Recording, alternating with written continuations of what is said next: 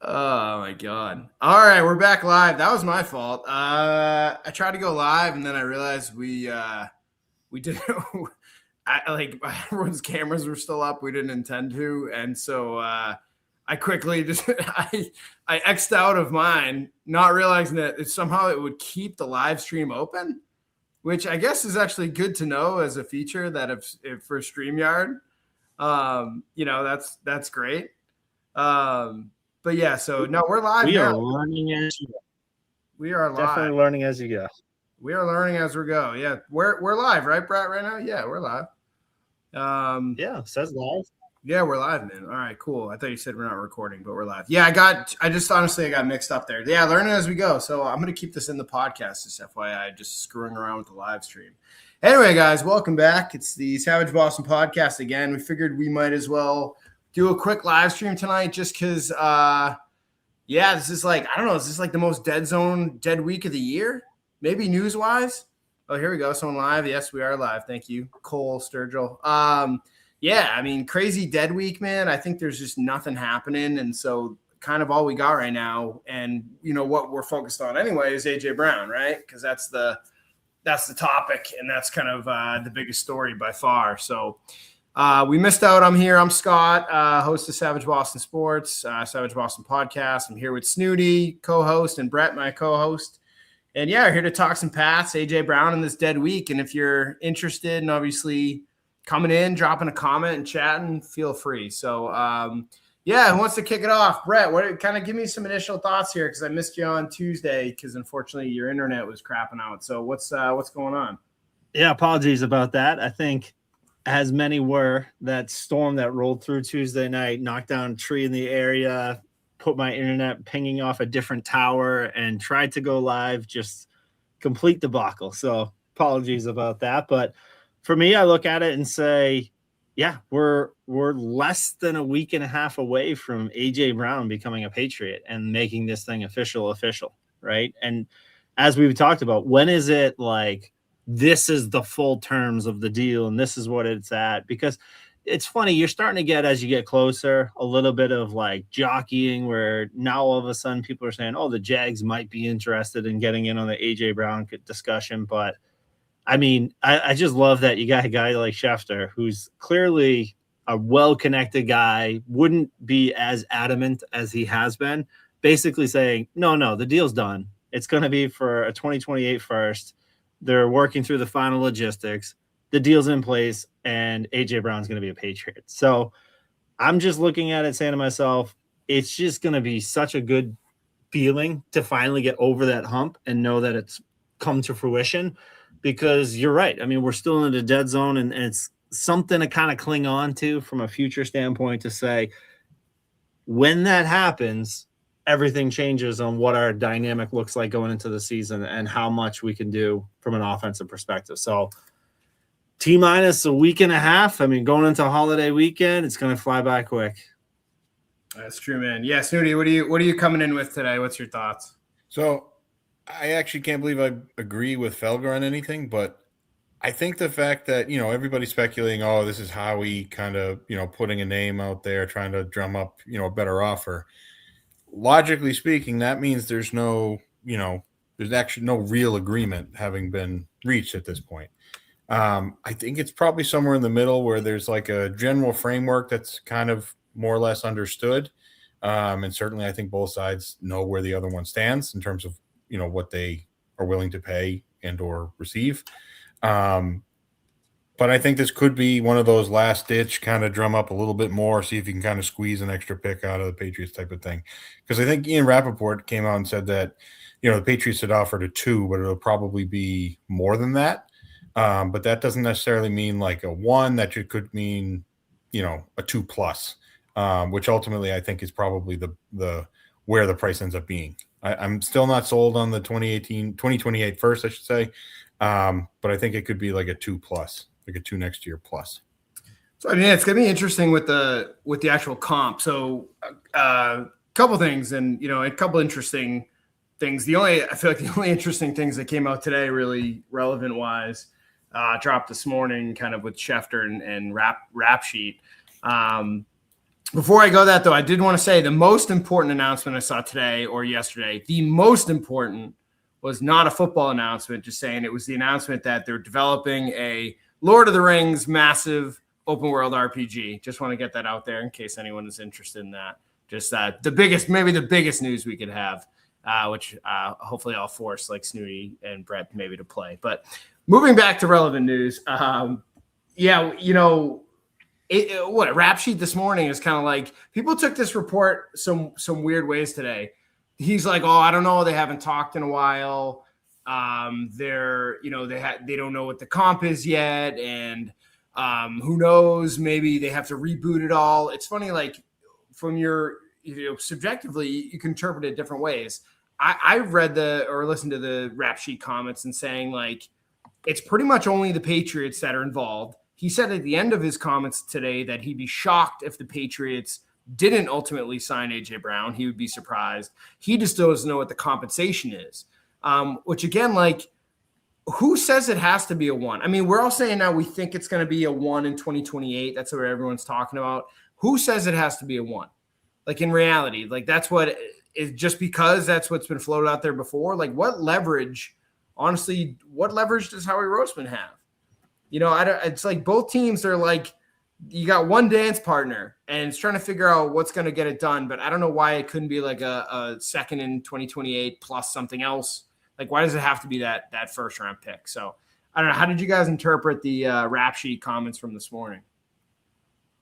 I think to answer your question, I think the only leverage that Philly has is that they don't technically need to trade Brown, but to me, like, he obviously doesn't want to be there. He's basically out at this point, right? Especially if that, report that Jim Murray had is accurate. Yeah.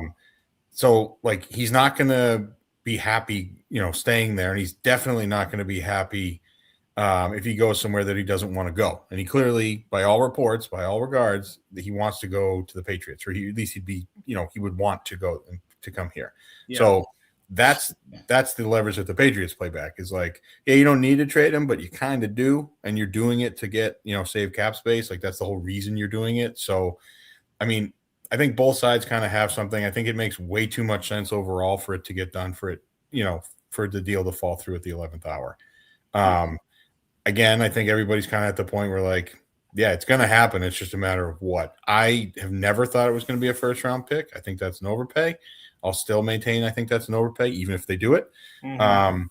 But I think a 2+ would be – that fits historically with where receivers, have gone or what they've gone for. And I think it also fits kind of a little bit more of the timeline of what the Patriots should be willing to give up for a player like that. The big thing here, though, is Howie doesn't want to lose a deal. So I don't know how we can swing it without it being a first, to be honest with you. And I'm okay with the first. I actually think that's fine by me. I would only do the first, and then I think probably late round pick swap is what I'm envisioning. I would be very much against a first and anything higher than a 3 after that in future drafts. So ultimately, I think Howie wants that first because it allows him to save face. But from a leverage standpoint, I mean, they've both pretty much just put themselves full board into the fact that this trade is going to happen. I mean, we've set up our positioning to be able to make this trade happening. Philly built their entire offseason with the idea that he was going to leave. And I just don't think there's anyone else that's willing to come in and offer the first to be able to go through it and make that offer that's going to be able to tip the scale. So it's just going to be nice when this thing finally happens, because again, it just slots everyone else that we have in the wide receiver room. And I know we tried to talk about it a little bit on Tuesday, but like, it's going to allow us to move a guy like Booty, who's on the trade block again, and probably get another late round pick. Like 5th would be great, probably be a 6th round pick. But good for Booty going into a contract year, gives him an opportunity because he's obviously deserved it. And if you had a guy like Brown, which we all expect to be on the roster, it's a bit redundant. And then you're going to go ahead and have Dobbs in the mix. You still got to try and build up with Kyle Williams. Who knows what's going to happen with Hollins. I mean, we're still talking, hey, what about Diggs? What could happen there? So you're going to move on a guy like Booty. I know other people talk about Pop. I just think Pop gets cut to be honest with you. Like, I just don't see the value there in trying to keep a guy like that. But from Booty's perspective, like, he's trying to fight for a contract. You don't want to carry a guy like that into the season, have him get reduced reps, and then start to get disgruntled. So it's gonna be helpful because it slots what we need to do going forward in the with the rest of the off season as we get into OTAs. See, I kind of think like I don't know. I kind of think they do have to trade him. To be honest, I think at this point, they're like it's way worse there, and they're completely detached from that player. Like he's aware he's leaving. They're aware he's leaving. They don't want to keep him at this point. His contract is too much. I don't think they want to deal with his contract money, his cap hit. Like there's contractual problems if they hold on to him.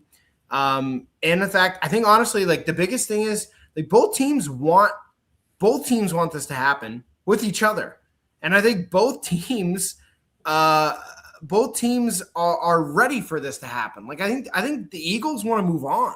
Like this is the one thing people are like, oh, I don't know, they don't have to move him. Well, they kind of do. Like they want to move him. They don't want the player. The player doesn't want them. They want to move on and do something different. Like it's run its course for them. Like sometimes it just happens. Like he doesn't want to. He's not showing up to voluntary activities. He has beef with the quarterback. Like he just doesn't want to be there. So again, for me, like I think it's clear that the Eagles are done with the player, and everyone's just being incredibly professional, which is actually should be a good thing in your eyes. The fact that AJ Brown can maintain his professionalism. He's getting married. He's been completely quiet. Like he's not coming out and I don't know, giving like subversive tweets or Instagram comments about how much Jalen Hurts sucks and he hates him. Like he could be doing a lot worse than he is. He's just waiting. They said, here, AJ, literally, give us a list of teams you want to go to, which he did. Reportedly, he gave him 5 teams. And the Patriots were obviously one of those teams. And the other teams had a chance. They had an opportunity. Like you said, the Rams, for instance, right? It got close with the Rams. The Eagles were going to get Devontae Adams. And the Rams, the reporters checked out his knee and were like, we just don't want to take this risk right now. So, I mean, that's kind of where I'm at. I don't know, I don't know how you guys feel, but do you feel like the Eagles at this point also just want to move on from the player? They should. Well, so one of the things I look at is, do you think the NFL is good with the fact that this has been lingering and this is because of the contract and basically the impact that it has on the cap after June 1st? Like, do you think this is a good thing? Because to me, I feel like the story's run its course. There's really nothing there.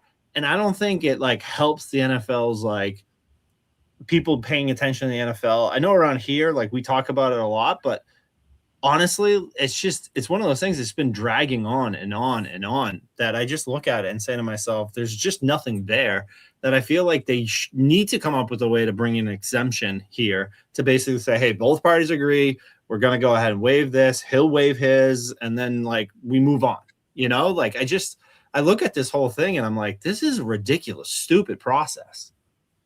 Yeah. I don't know why the rules of waiting, the June 1st rule is a little odd to me. Like you can cut someone, right, or release someone and designate a certain date, but you can't trade someone with a certain date designation. Like, I don't know. It feels like something that should have been able to happen by now. Like they're in the 2026 year. The year started. They got voluntary workouts. The draft is over. Like you're telling me you can't make the trade now versus June 1st? Like, I don't know. Is that not weird to you guys? There's a million rules. Like there's still on the books a rule about like placing funds in escrow. And it's rooted in like way back when teams like could theoretically fold and players wouldn't get paid.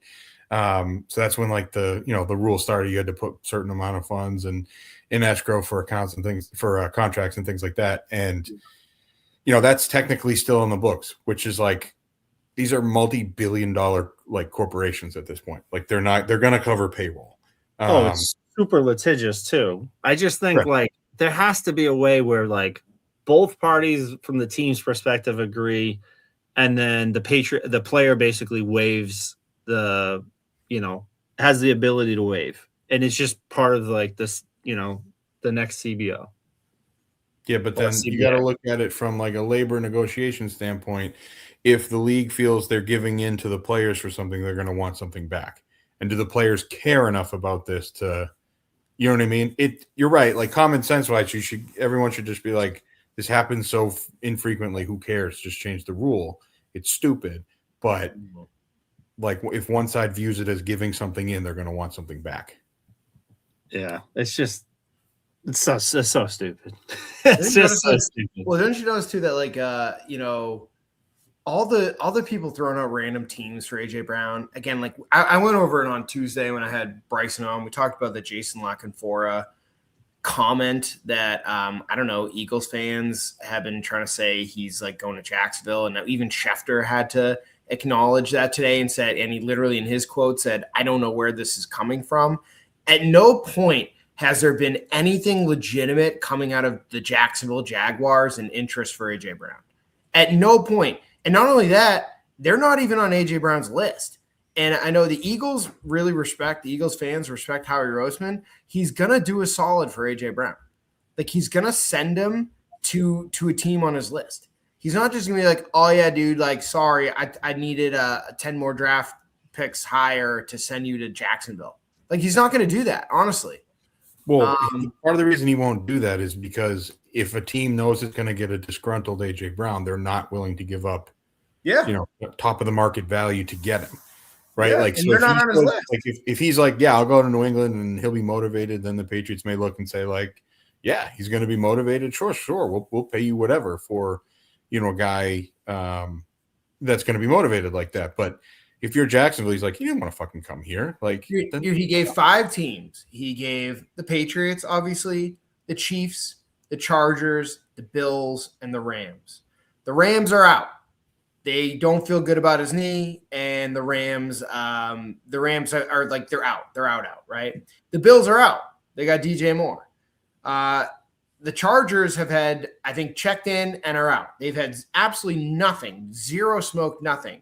The last one is the Chiefs, who are having issues with Rashee Rice. That would be the only team left on the list that I think like you could see it being a fit on paper. But again, just because I'm saying now you could see something being a fit doesn't mean the Chiefs doesn't mean this is like a report.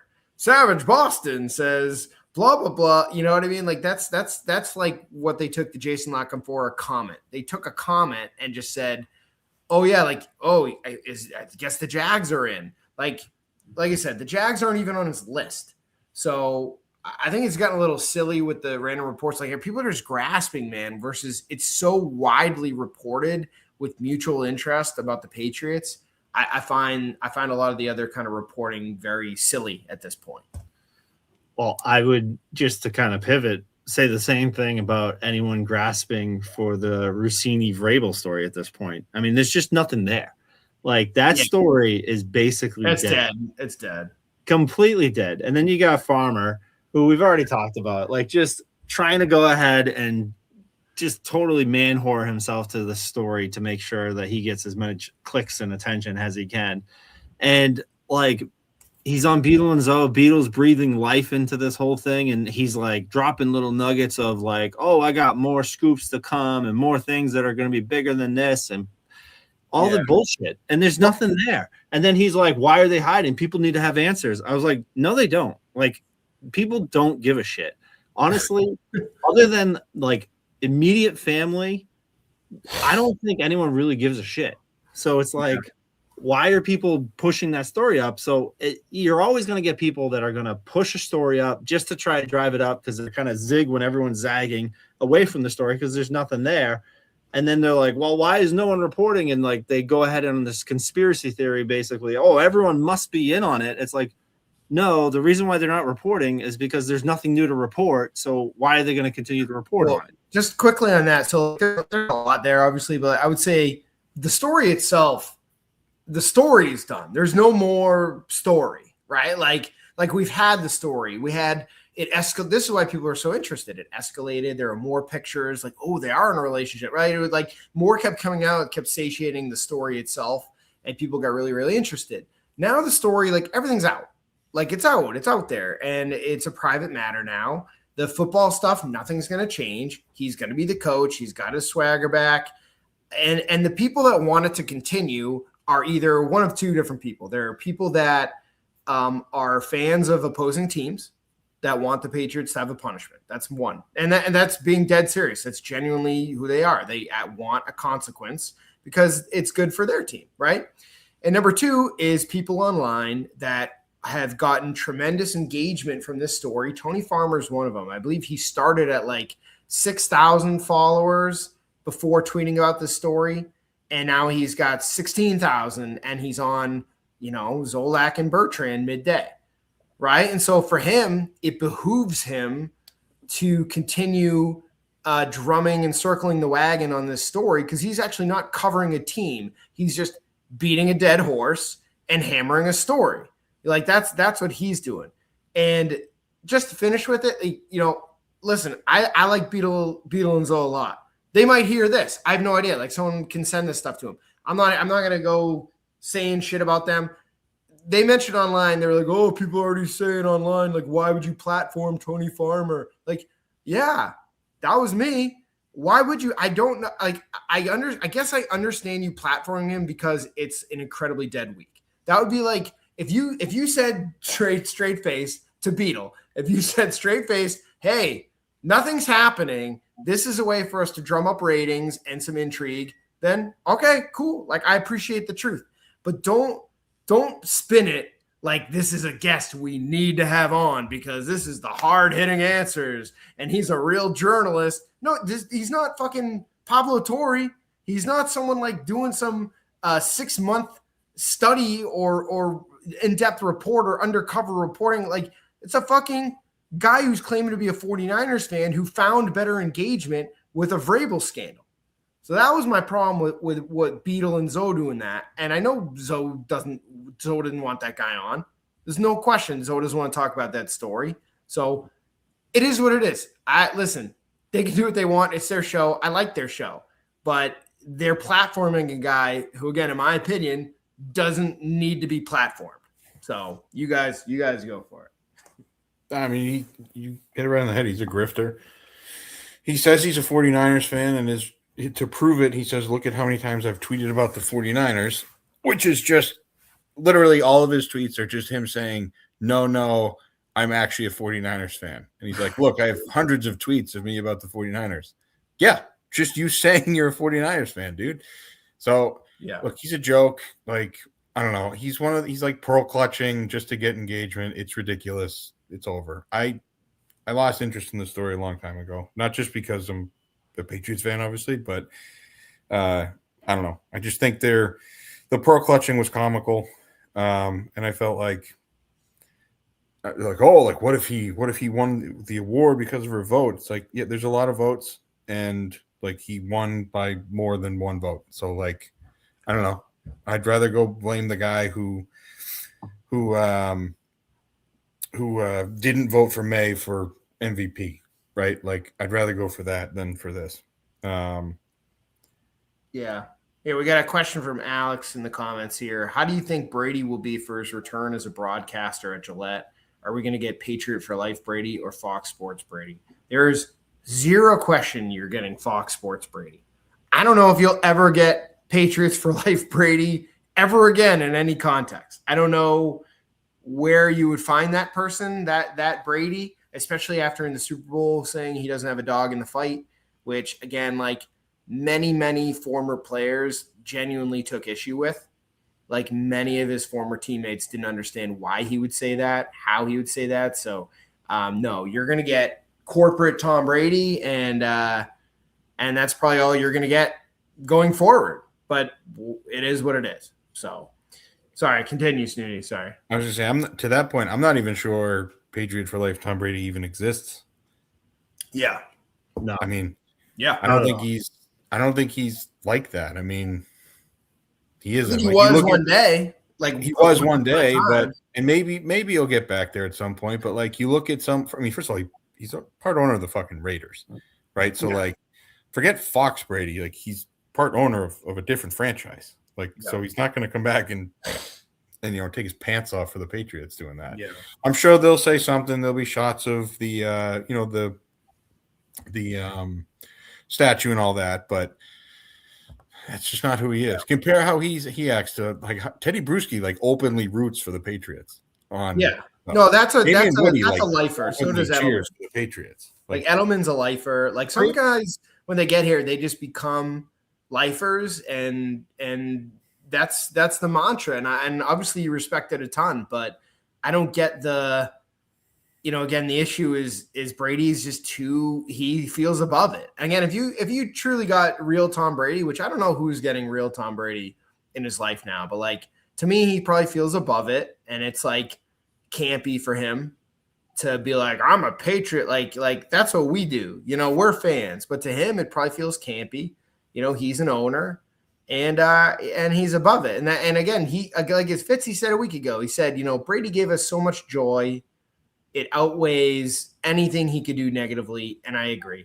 It really does outweigh it, but like, it's still just silly sometimes. Saying you don't have a dog in the fight in the Super Bowl felt performative and silly and was completely unnecessary. Basically, like why would he even need to say that? Just be like, I got to pull for my, you're here 20 fucking years, dude. Like it just felt unnecessary. Question from Brendan Walden. And then he tried Go ahead. Oh, I was gonna ask a question quick, and then you can address it. Y'all hit us with the y'all. Do you think the Patriots might bring back Diggs now that his case is over, even if they trade for AJ Brown? I'll let you handle that question. I think there's a legit shot. I know we talked about it when we were going through the numbers, and basically Kyle Williams was advertised as being number 18. I mean, going to number 8. And then it comes off it. Now he's back to number 18. And this all happened like right after the whole thing settled. So I think there's a legitimate shot here. I wouldn't give it more than, 50-50 at this point. Like, I think it's kind of a toss-up that he could come back. But again, I look at it and say, if you could get him in here without having to use him as much as we had to use him during the season, and then give him some rest and hopefully have him legs for us where basically down, we could have something in there. So I'd say it's probably like 50, maybe a little more. I think there's a genuine shot. Just to answer myself, I think there's a genuine shot you sign Diggs again. I don't think it's like an incredibly high odds. I think it's higher than it was. I think it was like 0% when Kyle Williams was switching to 8. I put it at like 15% now. Pretty low, but if he wants to be here and wants to take cheap money, he could be here. But he's probably going to find more money elsewhere, and that might be what he does. Let's get our question here from Mike Rodnick. What position you want to see the Patriots address, and who's the guy you'd like to see? I don't know, Mike, what do you mean? Maybe free agents still? Like they are, obviously the draft happened. I still think they're light at off-ball linebacker, which you talked about. There's they don't have enough there. And I think they're light at the edge role still. And you can maybe find somebody else there as well. Snooty, do you want to take that? Mike says free agency. Yeah, I'd say free agency or, camp cuts, that type of thing. At this point, I don't think you're going to get a starter type, but you might find a development type guy who, gets lost in a numbers game type of thing somewhere else. Definitely, I could see edge. If you're going to sign a veteran, I could see it being edge. Someone like, I'm not saying Clowney, but someone like that who's older, experienced obviously, and can come in and fill like a situational pass rush type role. He's obviously not an every down player at this point in his career. Someone like that. But up-ball linebacker, like you said, is probably their weakest point, their weakest position from a depth perspective at this point. Well, there's still top like if people bring up like Matt Milano at linebacker, and I talked about him on Tuesday, and I just said hey, if he was still the same guy, wouldn't he be signed in Buffalo? You know what I mean? Like, wouldn't he just go back to Buffalo if he still had it? That was my skepticism there. Like Bobby Wagner is a free agent, like just not the build of who they're trying to be right now. Like they want like fat, they just want like smaller, fast guys. That's who they want. They want fast guys. Nothing wrong with Nothing wrong with Bobby Wagner. I think they still sign an edge? Like, yeah, they need another edge. I don't think like you trust Harold Landry as a backup or starting rep edge. Like I don't see that right now. Good for Harold if he comes back and shows out. That'd be awesome. I don't see it right now. I had a question here from D, who asks, and I like this, the other flip side of the AJ Brown trade. How long does it take for reality to hit that we gave up a 1+ for a guy that's 29, has had bad knees and hammies, will likely want a brand new contract? Feels like we're all excited just to annoy Philly fans. This seems short-sighted. He's a wrong style receiver to expect to perform in his 30s. So, I mean, a couple things. You need AJ Brown to perform for like 2 to 3 years. You don't need him until he's 37 years old. You need, I think, high-level AJ Brown at 2 to 3 years, and I think you could get that. He takes care of his body very well. He is kind of the receiver that you could do into your early 30s. He's not a burner. He's a really strong, large human who's going to block and be extremely physical and make contested catches. So why couldn't that guy be someone who plays well into his early 30s? You know, you guys have an opinion on this comment? Because he's not that big. He's not as big as you think he is. He plays big, but if he's hampered by injuries, like how long is he going to be able to play big like that? So this is why I'm not in favor of giving up a first. Yeah. Right. Like I think it's an overpay because of those reasons. So yeah, I think that like you agree with the comment. More or less. I mean, I also think that 2 years that he could be here, you know, would be really, really good. But I've never been of the opinion that like we should be selling out. There's this narrative that like they have to go all in, they have to push, and it's like, why? May's 24. Like you don't have to do that right now. You don't have to, right? And I know he can come along and he can really help May develop and all that, and that's true. And like you know, he definitely increases the ceiling if he's healthy. Like yeah. But there is substantial risk there. I mean, there's a reason that, you know, if that reportedly, that's the reason the Rams are out. And they're in a win now mode. Yeah. I kind of have a good comp. Yeah. I just looked up for this trade. Brett, let me tell you this comp. You want a good comp for an AJ Brown potential trade? What do you think about the comp of Corey Dillon? Corey Dillon to the Pats in 2004. What do you think about that comp? And he went for a 2. I mean, yeah. He was an older player, right? Went for 56 overall, went for a 2, which is, you know, obviously it's not going to be at the 2028 1, but that's a future one that's similar-ish, right? Value-wise.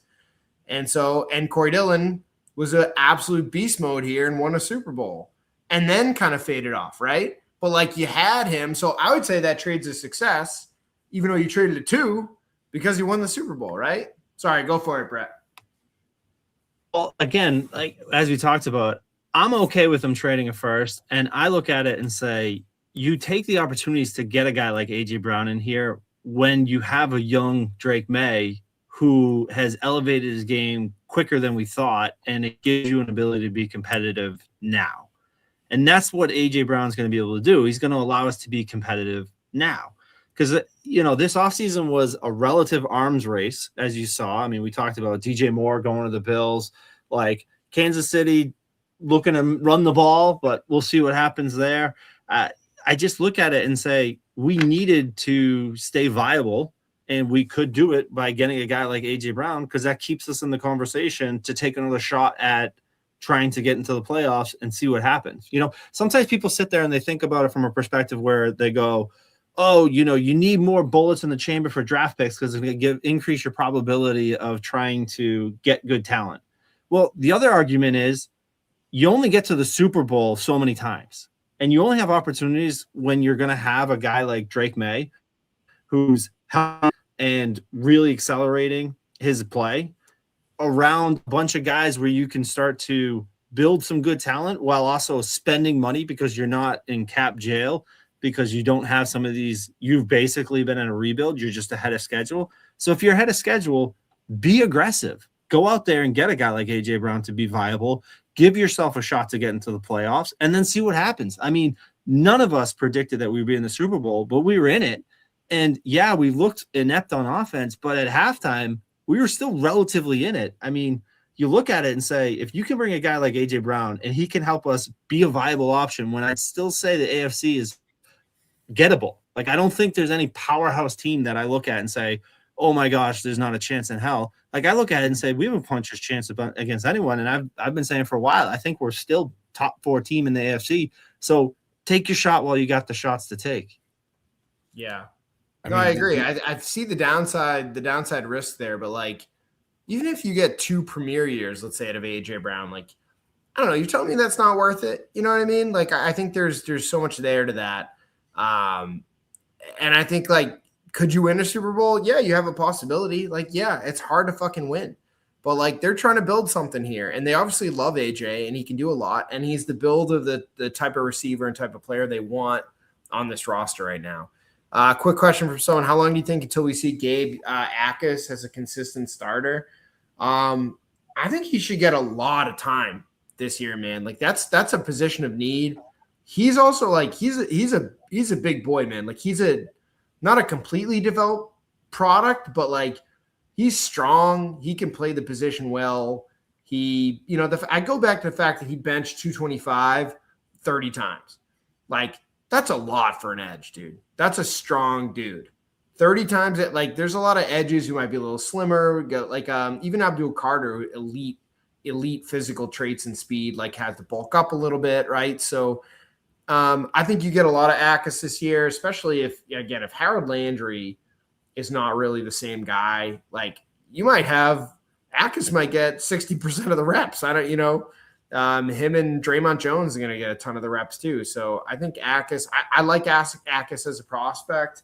We just got to see him in camp. I mean, hey, what about this story? What if Akis is beating up on Will Campbell in camp? How does that storyline go? Huh, Snooty? I mean, I think let me answer this in 2 parts. To answer the Akis thing, I don't think he's going to be a starter this year, but I think he will slowly start to really contribute in a meaningful way. Just because he's kind of built for it at the moment. Like, he doesn't have much in terms of, like, physical development left. Like, he's pretty rocked out and he's pretty ready to go. I don't think Campbell was nearly as bad as everyone likes to say he was. He also wasn't as good as everybody says he was. Pat's Pro. He's a believer too. I talked about Will Campbell, and I summoned Pat's Pro from the ether down to defend Will Campbell. I think he's going to be fine. I mean, he's got another year to develop. He's got another year to, work on his technique and stuff like that. It's everything I've talked about 1,000 times before. I think everybody's people are going to talk about it. It's going to be on all the radios. Oh my God, he got beat, blah, blah, blah. Like, okay, he also got whooped by Minnesota last year, and he wasn't nearly as bad as that the whole year, right? So, like, he was a rookie left tackle, like, who had a pretty good season for a rookie and was really not much worse or any real worse at all, really, than any of the other rookie tackles, right? Like, he was fine. And that's fine. That's all you're looking for at this point. So I think he's going to be fine. That's my opinion. But yeah. No, I hear you. I think it's going to be that'll be a really big talking point of camp. Obviously. Do you think Lomu gets playing time without an injury? No.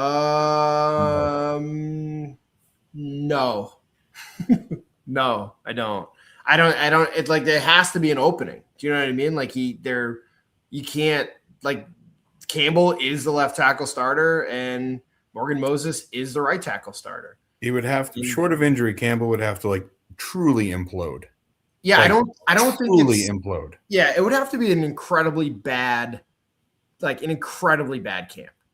Do you know what I mean? Like Moses. That's where I think it would happen. I don't think Moses is too solid. I mean, as like just a vet, like, I think he's so tall, big, and lengthy. Like, he's gonna give you good play if he's not hurt. But the problem is, like, it's way more realistic that he's just gonna get hurt. Like, that's the real thing. You know what I mean? Like, I think Campbell. Is there a scenario where Campbell gets absolutely killed in camp and goes to guard? Yeah, I think that scenario exists. What percentage? pretty darn low at this point, but I think that exists, that he gets trashed. But like they want him at left tackle so bad.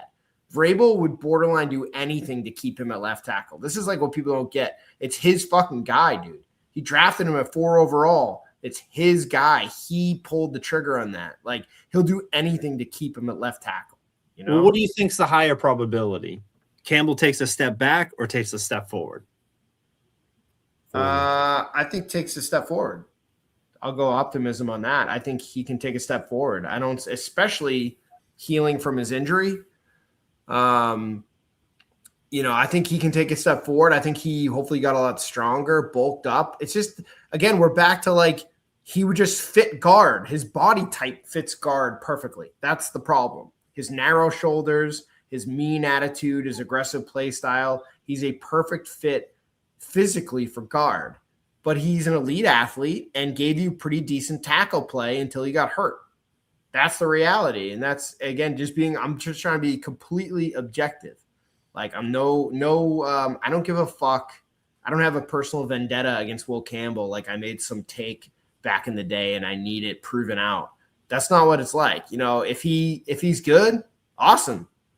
If he sucks, well, we'll have him at guard when Nwenu eventually gets out of here at some point, because it looks like they're not going to give him another contract.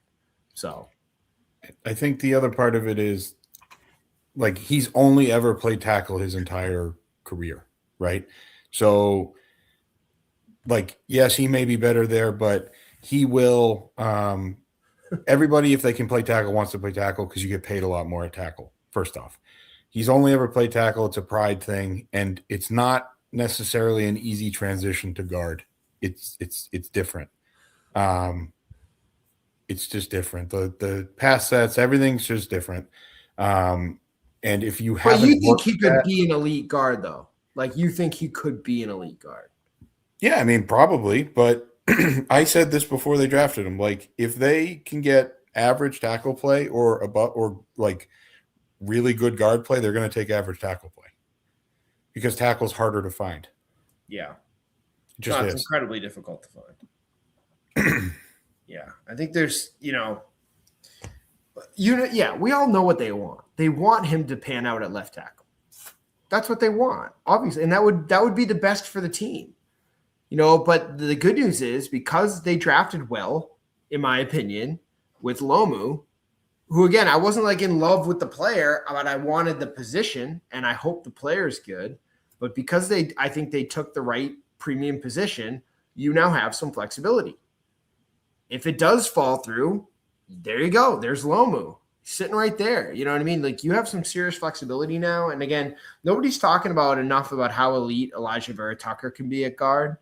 Like, he's going to be a stud. And Nwenu is still a beast. Like, your line is a lot better. Seriously, a lot better. And I'm excited to see what they do. I'm excited to see how they run the ball. I think there's going to be very, very physical. Somebody asked on Twitter, not on here, I don't know why they didn't put a comment in here, but they said, like, when does Travion overtake Ramondre as a lead running back? And I don't think it'll quite work like that. I'll let who wants to take that one? Snooty, Brett, who wants to take that question? I'll jump in real quick. I'll say, when the man stops running into the ass of his lineman, he'll get more reps. Let's just put it that way. And we talked about it last year. He was clearly sped up. You got to remember, he's so young. He's developing, so that should come. But essentially, that's the biggest gripe we have with him. I mean, he's super explosive. He's going to be more explosive than Ramondre. I think you look at it and just say, if the man could just take a moment and just find the right gap and not run into the ass of his lineman, he would be a great player. But he just doesn't know how to figure that shit out. So it's just he needs to watch like old, like, I don't know, Le'Veon Bell or something. Like 100%. Watch him like dance behind the line and just be patient. You know what I mean? I mean, I think the real answer is he's never going to overtake him. If you look back at Henderson in college and stuff, he was always best in a shared backfield. That's why they got in, was it Judkins or whatever his name was? Like, yep. Once they brought him in, he really opened up because he's fresh. He's not built to be And he's not going to tote the rock 30 times a game. It's just not how he's built. It's not who he is. Stevenson's closer to that, but even you can't really do that in the NFL anymore in general. But like a smaller speedster back like Henderson's never going to be, the bell cow back. It's just not going to happen. So whether it's Stevenson or if Stevenson falls off and they bring someone else in, which actually talking about another place I'd like to see them make a move, probably running back is a spot. That's like someone's always going to be there to be a tag team partner with Henderson. Yeah, it's like you need that, the classic thunder, lightning, blah blah blah. Like that's the most classic running back tandem you can have. And I think that's that's I don't know, that's clearly I think how they want it. But yeah, this is the biggest thing I'd like to see though is I feel like Josh didn't do an effective job getting that man into space. Like I don't feel like we did a lot of screens like we would do historically. Yeah. We didn't really find ways to get him out in the flat, and he can catch the ball. Like he can catch the ball. He can clearly like break ankles when he's out in space. I felt like there was just no creativity with a man of that talent that it frustrated me a lot last year, where I felt like we could have done more and Josh was very basic. And I don't know if that was just a capacity of May, but from all accounts, including when you hear Josh talk about Drake May, like they rave about his ability to understand the plays and, how much he's grown from a knowledge perspective, that I don't think that's the case. So that's one of the things that gets most frustrating to me when you watch a guy like Henderson, like get him out in space, let him cook. Well, just to remind you too, I mean, I want to remind everybody his numbers as a rookie, just to put it out there. Do you remember how many yards he ran for? Who wants to give a guess here?